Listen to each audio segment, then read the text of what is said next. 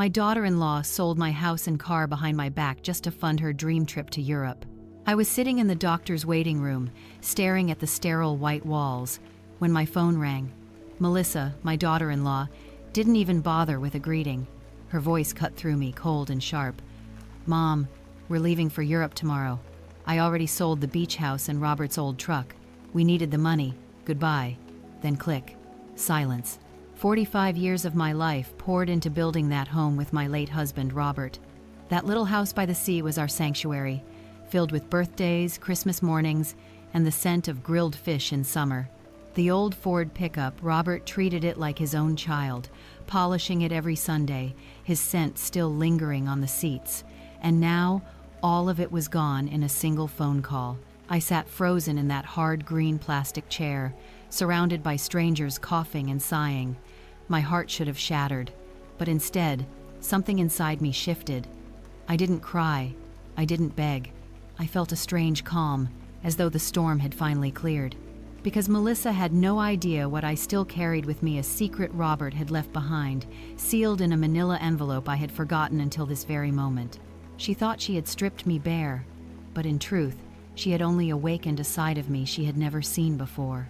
And soon, my daughter-in-law would discover that betraying me was the most dangerous mistake of her life.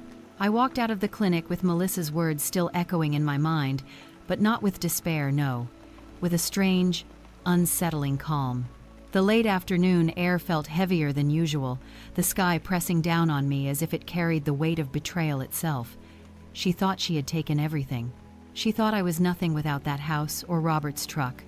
But Melissa didn't know Robert like I did. 3 days before his heart stopped at our breakfast table, Robert had pressed a manila envelope into my hands. His eyes, always steady, carried something different that day, an urgency I hadn't recognized at the time.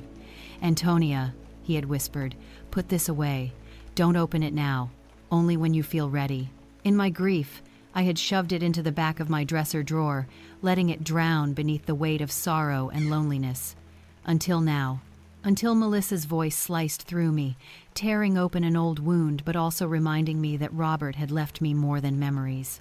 When I stepped into the house that evening, shadows stretched across the familiar furniture. I walked straight to the dresser, my heart pounding like a drum. There it was, the envelope, yellowed slightly at the edges, Robert's neat handwriting spelling out my name. My fingers trembled as I pulled it open. Inside lay a stack of documents, legal deeds, property titles, certificates of shares, and at the top, a letter in Robert's unmistakable handwriting. My eyes blurred as I began to read. "My dearest Antonia, if you are holding this, it means I am no longer by your side. Forgive me for the silence, but I wanted to protect you. Over the years, I invested quietly, multiplying our savings. We don't just have the beach house. We have 6 other properties. One of them is the very building where Angela and Melissa live. We own shares in 3 companies worth more than I could ever explain in words. My love, you are rich. You always were. I only kept it hidden so our daughter and her husband wouldn't use us. I wanted to see if love could stand without money." I pressed the letter against my chest, my breath caught between sob and relief. Robert, my bus driver husband, the man who kissed my forehead every morning before work, had been building an empire in secret. An empire now left entirely in my name. Melissa's betrayal no longer stung, it fueled me. She had sold what she thought was the last of my possessions, discarding me like a useless burden. But she had no idea that the very apartment she lived in, the roof over her head, was mine. That the bank accounts she thought were drained could swallow her and Edward's European dream whole. I spent the night pacing, clutching Robert's documents. I thought of the irony, Melissa whispering false comfort. "Don't worry, Mom. We'll give you 30%. That's fair, right? Fair. As if betrayal could be measured in percentages. But anger wasn't enough. No, I needed precision, strategy. Revenge wasn't about screaming at her or dragging her to court. It was about letting her destroy herself with her own greed. Robert had given me the weapons. All I had to do was learn how to wield them. The next morning, I dressed carefully in a wine-colored dress Robert had always loved and walked into Mr. Peterson's office, the lawyer who had handled Robert's funeral arrangements. His face shifted from professional calm to shock as he examined the stack of deeds. Mrs. Brooks, this is far more than I expected. Your husband was a genius. Everything here makes you the rightful owner of properties, accounts, and investments. You hold more power than your daughter-in-law could ever imagine. My lips curved into a smile I hadn't felt in months. Good, I told him softly, because I don't want my daughter-in-law to know a single thing. Not yet. He hesitated. Do you want to reclaim the beach house now? We can prove her sale was fraudulent, and we could take legal action against Melissa for abuse of power. I shook my head. No lawsuits, no public fights. Not yet. I want her to believe she's won. Meanwhile, you'll quietly transfer everything back under my control, every house, every share, every key, especially the building she lives in. He studied me for a moment, then nodded. It will take a few weeks, but yes, it can be done.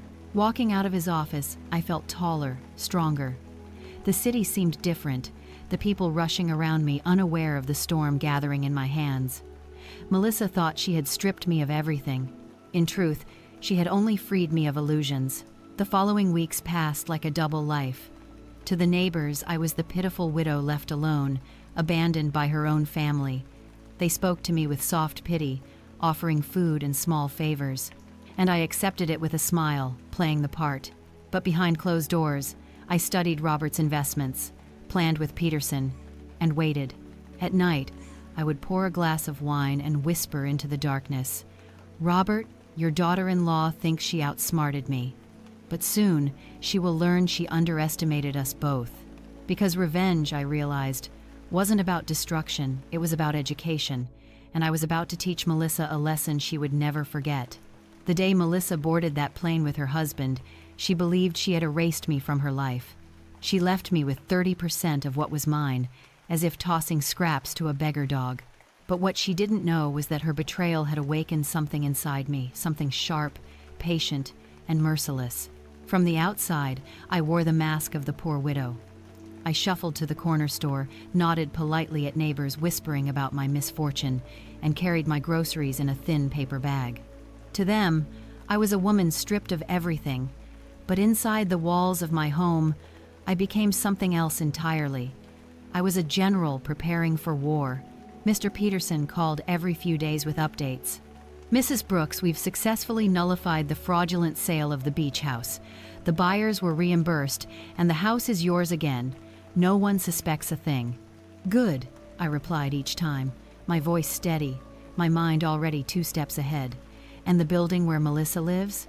It will take a bit longer. Legally, you've owned it all along through Robert's company. We just need to restructure control so everything is in your direct name." I smiled into the receiver. "Perfect. When the time comes, I'll know exactly what to do with it." Weeks passed. Melissa sent no letters, no calls, not even a postcard. She had cut me off as easily as cutting a string, confident that her new life in Europe would erase me. But whispers reached me through Aurora, my neighbor and friend of 40 years. Aurora, with her endless gossip network, leaned over the fence one afternoon and whispered, "Antonia, did you know Edward has debts? Serious debts. He used their apartment as collateral, but the bank discovered he doesn't even own it." I hid my smile behind a sip of tea. "Is that so?" Aurora nodded gravely. "Word is, Melissa doesn't know the full extent, and now Edward might be in more trouble than he can escape." "Oh, but I already knew. I had asked Mr. Peterson to investigate. Edward was a fraud, drowning in loans and forged documents, dragging Melissa into his quicksand. And she, so eager, so blinded by him, had sacrificed her family for his schemes." When Peterson confirmed it, his tone was heavy. "Mrs. Brooks, Edward owes more than $200,000. Worse, some of the documents show Melissa's forged signature. Legally, she's responsible too. It will ruin her unless I step in." I finished for him. "But not yet." He hesitated. "You could save her instantly. With your resources." "No." My voice was iron. "She needs to collapse first. She needs to feel the floor give way beneath her feet. Only then will she understand what it means to stand." Peterson went quiet, then said softly, "You sound more like Robert than you realize." That night, I sat by the window, the moonlight spilling across Robert's documents spread on the kitchen table. My late husband had played the long game his entire life, patient, steady, watching pieces move until the moment was right. Now it was my turn. Melissa's fall came sooner than expected. Aurora came running to my door one evening, breathless. "Antonia, she's back!" Melissa returned from Europe alone. No Edward, no luggage except one suitcase. She looked broken, eyes swollen from crying, skin pale. Something went terribly wrong. I nodded calmly, though my pulse raced. The trap was closing faster than I had planned. The next morning, Peterson's call confirmed it. Edward stayed behind. Rumors say they fought, that he ran off with another woman. Melissa has nothing left. She's already received the eviction notice for the apartment. "Excellent," I whispered. "Now the lesson begins." By afternoon, my phone rang. Melissa's voice, once so sharp and arrogant, now shook with desperation. "Mom, I need to see you. Please. Edward left me. I don't know what to do. They're saying I'll lose the apartment. I have nowhere else to go." I let silence hang in the air, just long enough for her panic to swell. Then I answered softly, "Of course, honey. Come home. This will always be your home." When I opened the door, I hardly recognized her. The expensive clothes hung loose on her thinner frame, her hair tangled, eyes bloodshot. She looked like a child who had lost her way. She clung to me, sobbing, "I'm so sorry. I treated you horribly. I sold your things. I thought Edward was my future, but he ruined me. Please let me stay just until I can get back on my feet." I stroked her back, my face serene. "Of course, Melissa, your family." But in my heart, I whispered, "You're not here for refuge. You're here for your education." Melissa moved back into her old bedroom, the one she had once dismissed as outdated and small. Watching her unpack her life into those four walls was like watching pride turn to ash. She had gone from sipping champagne in Paris to folding worn clothes into a childhood dresser. I gave her warmth, food, a roof. But behind my kind smiles, I watched every move, waiting for the moment she would break completely. And it came.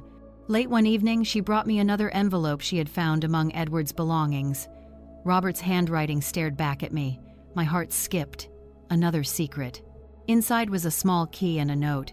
"Antonia, if Melissa ever falls into true hardship, this key will help you help her. Use it wisely.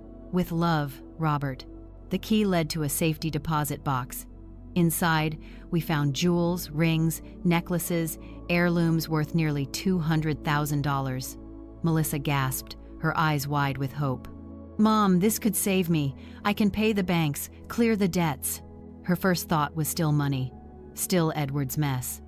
I said nothing, only nodded. Let her believe. Let her sell. Let her scrape through the mud with trembling hands. Because only when she reached rock bottom, only when she tasted the full bitterness of loss, would she finally learn the truth I carried. I poured myself a glass of Robert's old wine that night, the one he saved for special occasions. I lifted it toward the stars. "Soon, my love, soon she will know, and when she does, she will never forget who her true mother really is." The game had begun, and I was winning.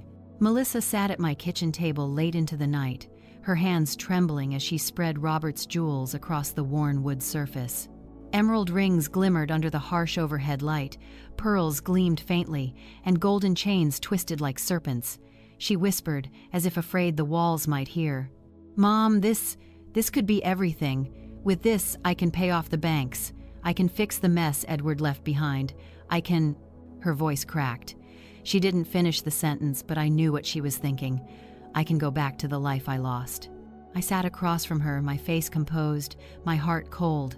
I remembered the phone call at the doctor's office, the way her voice had sliced me open without hesitation. And now, here she was, clinging to stolen time, begging Jules to save her dignity. "Think carefully," I said softly. "Once you sell these, you'll never get them back. They're family heirlooms." Melissa's eyes filled with tears. "Family? I destroyed this family, Mom. I betrayed you. If I can use these jewels to make things right even a little, then maybe it's the only way."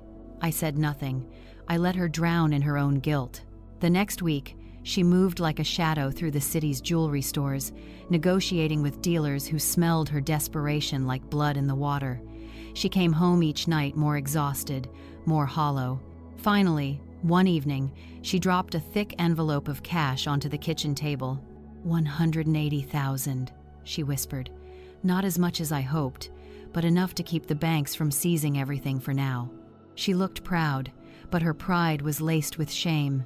She had reduced Robert's legacy to numbers, to bills crumpled by greedy fingers. And then the storm hit. The first letter arrived 2 days later, stamped with the red seal of the bank, a notice of foreclosure, citing debts tied to Edward's fraudulent loans. The second letter came from private lenders, uglier, threatening, their words edged with menace. Melissa read them aloud with shaking hands, her face draining of color. "They'll take everything, Mom. They'll take the apartment. They'll come after me for more than I even owe." Edward signed my name. They don't care that I didn't know. Her sobs filled the house that night. I stood in the doorway, watching her crumble, every ounce of arrogance stripped away. For the first time, she wasn't angry, or proud, or defensive. She was terrified. But fear wasn't enough. Not yet. The next blow came when she tried to find work. She returned from her first day of job hunting with blistered feet, her makeup smudged by sweat and tears.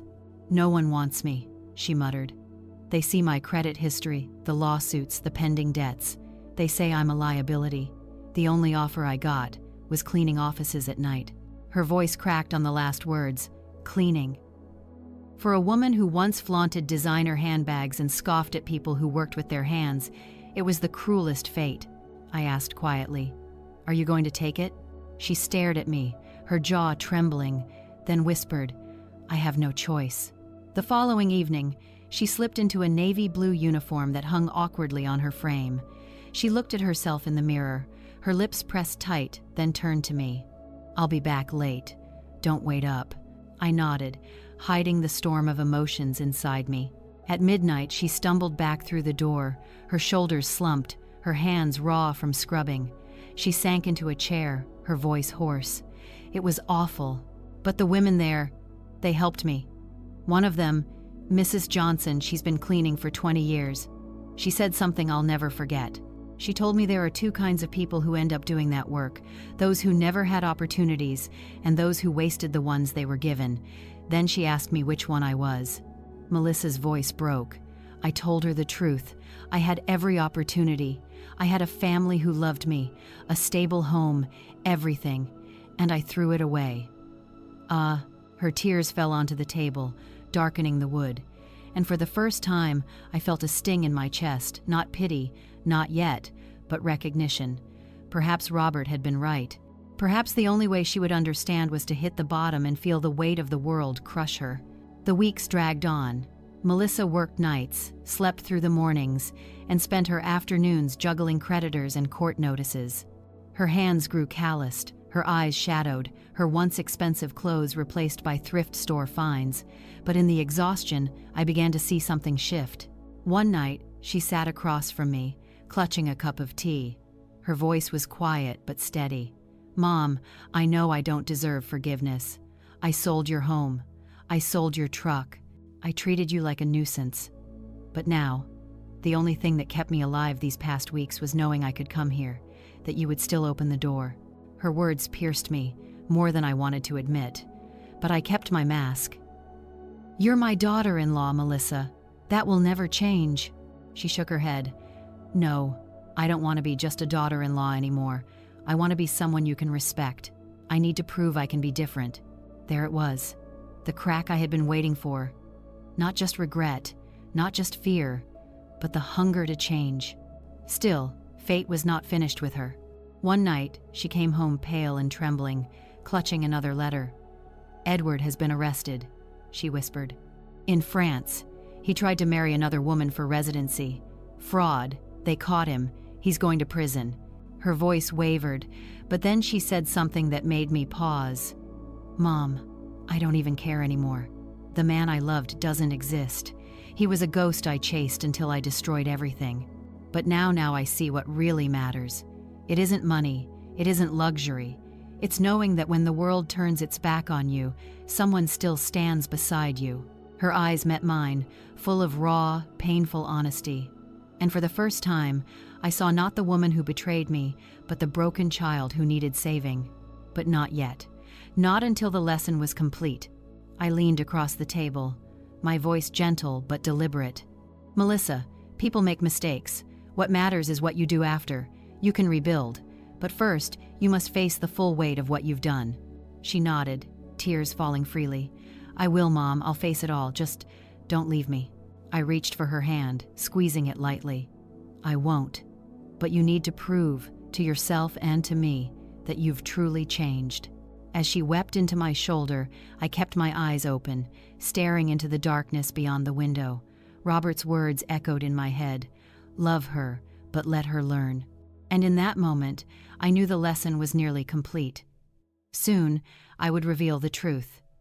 Soon, Melissa would understand everything. But not tonight. Tonight, she would sleep under my roof, believing she had lost it all.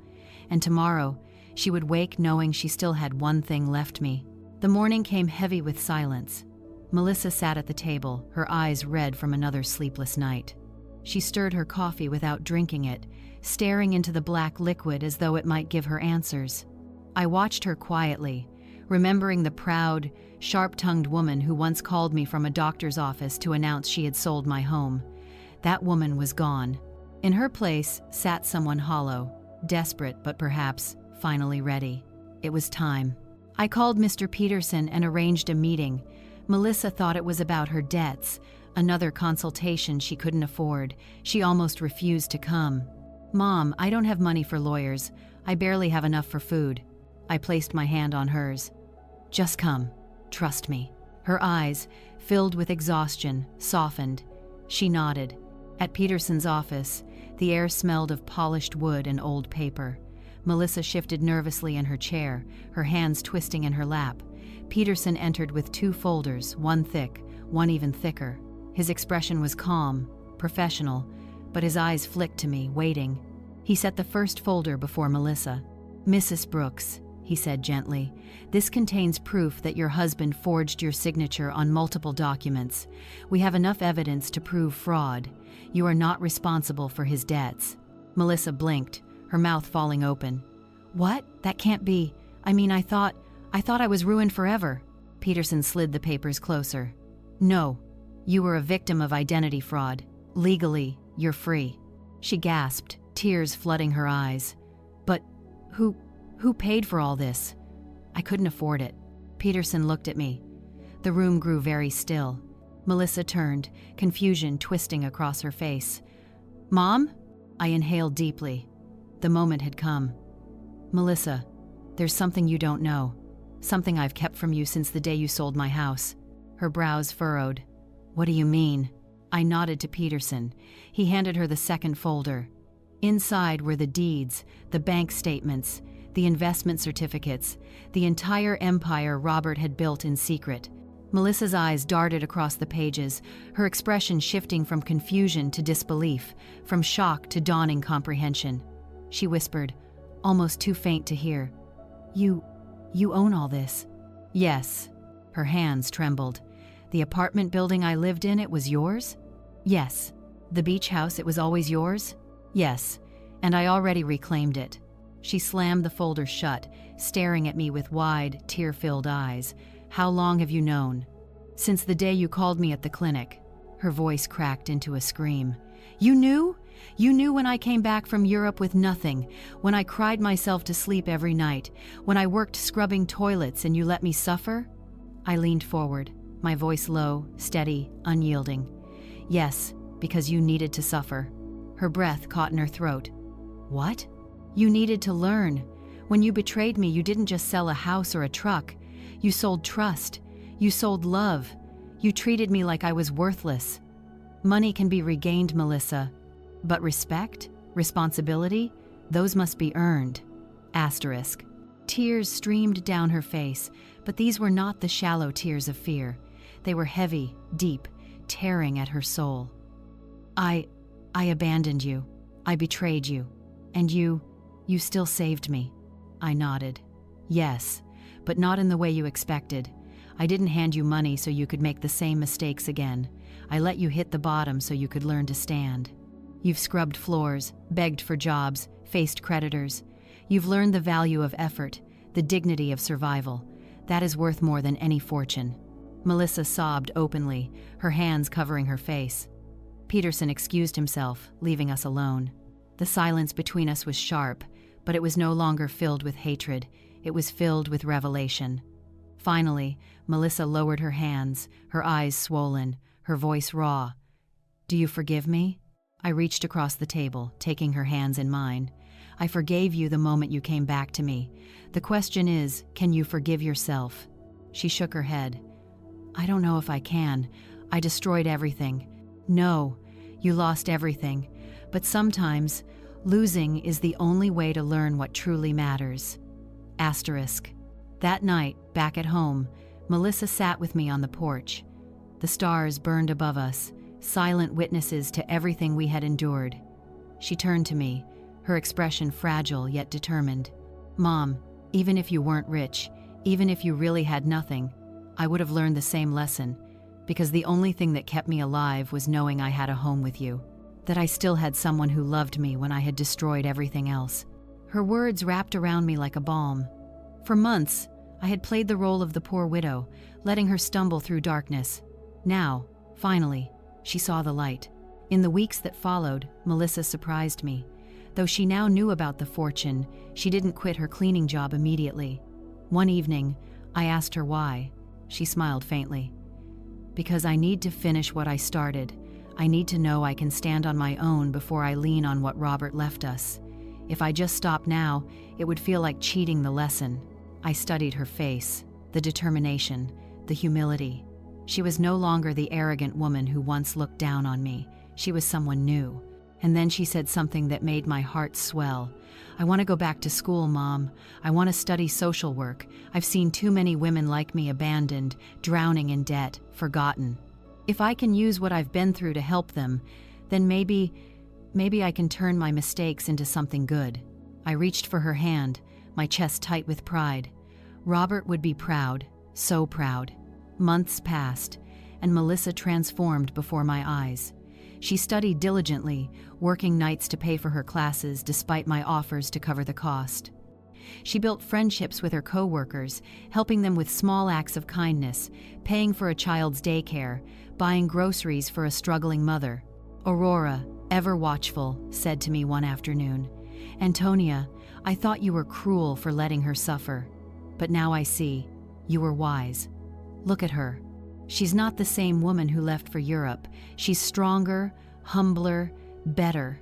I smiled, my heart swelling with quiet triumph. The plan had worked. Robert's faith in me, in us, had not been misplaced. 6 months later, Melissa stood in the kitchen holding an envelope. Her hands shook, but this time it wasn't from fear, it was from joy. "Mom, I've been accepted into the master's program. I'll be starting next semester." Tears filled my eyes as I pulled her into an embrace.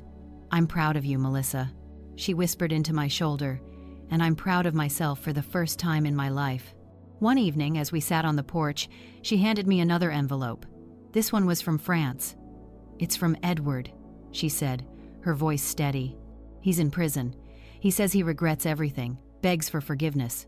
I held my breath. "And what will you do?" Melissa looked at the stars, her face serene. "Nothing. I don't hate him. I don't even pity him. He was the man who taught me what love is not, but he doesn't deserve another second of my life. That chapter is over." Her words rang with maturity, with strength, and I knew then that she had truly changed. The final piece of Robert's plan had fallen into place. Melissa had been broken, yes, but from those broken pieces, she had built someone stronger, someone worth respecting. I looked at her and thought of Robert, the man who had trusted me with his secret.